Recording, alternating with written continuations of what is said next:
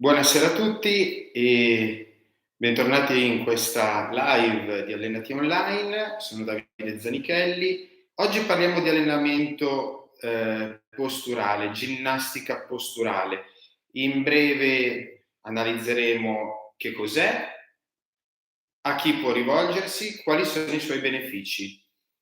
E iniziamo subito da capire che cos'è la ginnastica posturale. La ginnastica posturale è quella ginnastica, quel gruppo di esercizi e quel sistema di allenamento, in realtà ne esistono tantissimi di sistemi di allenamento, quindi anche di scuole di pensiero della postura, ma in sintesi è tutta quella ginnastica che dovrebbe permetterci di iniziare la giornata in un modo e finirla nello stesso modo, quindi con la stessa postura. Vuol dire che non dovremmo sentirci troppo affaticati a fine giornata, non dovremmo avere dolori a livello del collo, della cervicale, del dorso, delle spalle, dei polsi, di tutte le articolazioni, di tutte le parti del corpo che per via della routine quotidiana ci portano ad avere dolori e situazioni non piacevoli a fine giornata, dove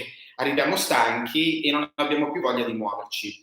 Quindi è sicuramente un qualcosa di estremamente utile, estremamente ci permette di cambiare da così a così la nostra vita e di conseguenza è fondamentale. Fondamentale sia per chi non fa attività, diciamo, quindi adesso entriamo nella seconda domanda, a chi è rivolta. È fondamentale sia per chi non fa nessun tipo di attività, quindi con semplicemente 1-2 sessioni di allenamento, meglio 2 che una, di allenamento di ginnastica posturale, si riesce a ridurre questi fastidi, questi dolori che spesso sono dovuti esclusivamente a ipotonia muscolare. Cosa vuol dire ipotonia muscolare? Vuol dire semplicemente che il tono muscolare, la condizione elettrochimica del muscolo non è ideale e il muscolo praticamente non tiene e non ti permette di stare sul bello dritto.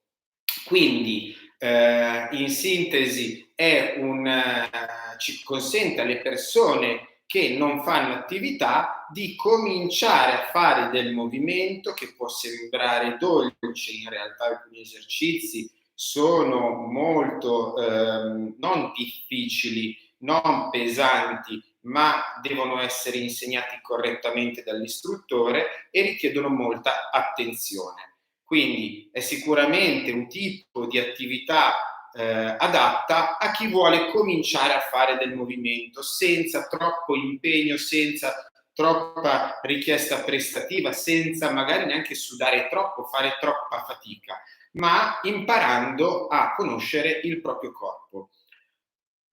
Quindi per un gruppo di persone è sicuramente importante. Andiamo a vedere invece tutte quelle persone che fanno già dell'attività, comunque si allenano 1, 2, 3, 4 volte alla settimana, 5 volte alla settimana, poi andremo a parlare anche degli atleti, però diciamo in linea di massima le persone che sono iscritte in palestra, che fanno attività di vario genere, dall'indoor cycling, di cui abbiamo parlato nel video precedente, quindi se volete andate a vederlo nella playlist dove è presente questo video è proprio il video precedente, ma anche tante altre attività, dalla ginnastica funzionale, quindi l'allenamento funzionale, ai corsi di fitness musicale di vario tipo, agli esercizi che si svolgono con i sovraccarichi. Ecco, anche per tutte queste persone che fanno comunque dell'attività generale, ma comunque attività che solitamente piace e riesce, cosa succede? Che si creano degli scompensi, quindi andremo magari a anteporre ancora le spalle, qualcosa che ormai è di uso comune a causa del cellulare e quindi della postura che teniamo col cellulare e quindi ancora più enfatizzata e ci aiuterà anche in questo caso anche su soggetti allenati grazie ad alcuni esercizi specifici e mirati e a dedicare un po' di tempo del nostro allenamento alla postura, a stare meglio a fine giornata e quindi magari anche non avere quegli acciacchi che possono venire da un continuo tipo di allenamento, magari anche non proprio programmato, ok? Come spesso accade. Dall'altra parte andiamo sull'ultima categoria, la categoria degli atleti, per concludere il video. Ecco, per me la categoria degli atleti, sicuramente la ginnastica posturale è ancora più importante, perché gli atleti sono quelle persone che vanno a fare dell'attività sportiva a livello agonistico con l'obiettivo della prestazione sportiva, e spesso e volentieri la prestazione sportiva non va a coincidere con la salute della persona, quindi non sempre lo sport coincide con salute, però l'attività fisica, ok, l'attività motoria per la salute, per il fitness, è sicuramente quello che può portare dei benefici anche agli atleti agonisti, che spesso a fine carriera, ma non solo, soffrono di problematiche articolari a seconda della disciplina sportiva. Ogni disciplina porta a qualche problematica, se fatta e se portata all'estremo per la prestazione, per ottenere il risultato.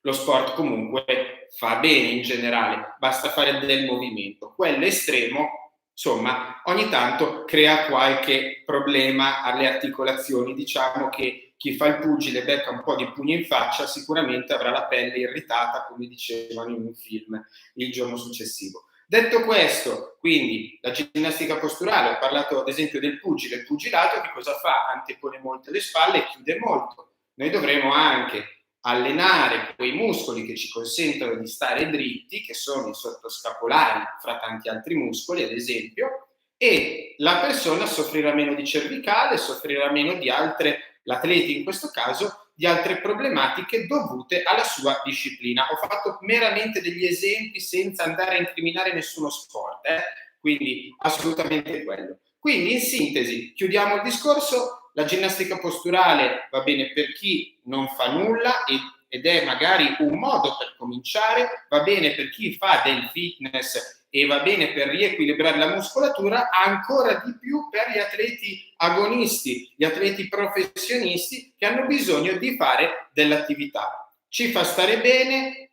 non è così impegnativa dal punto di vista mentale, anzi può essere un momento per rimettere in connessione il nostro cervello, il nostro pensiero col nostro corpo.